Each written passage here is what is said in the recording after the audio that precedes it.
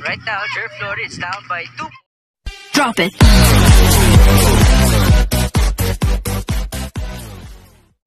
Good day mga ka-sports natin dyan.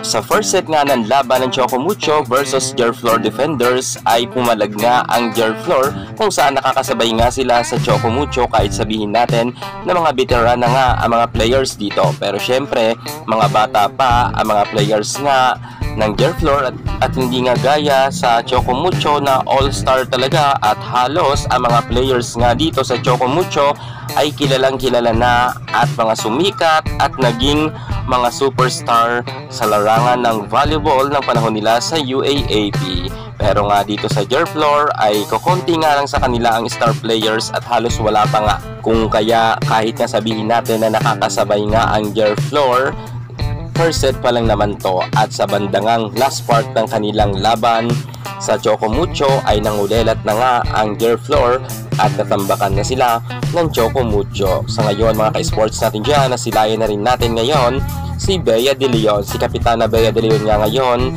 at si Ogunsanya, ang middle blocker nga ngayon ng Chocomucho. So far naman mga ka-sports natin dyan, maganda naman ngayon ang ipinapakitang games ng ating BDL sapagkat madalas nga siyang magkaroon ng puntos.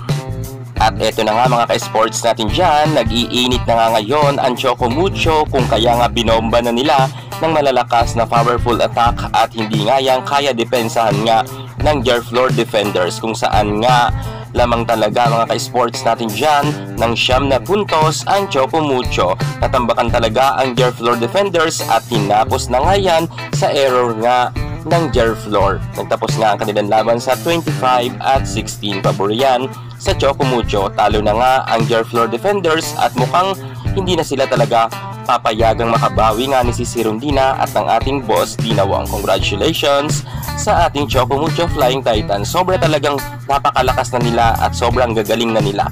Abangan natin ang next game.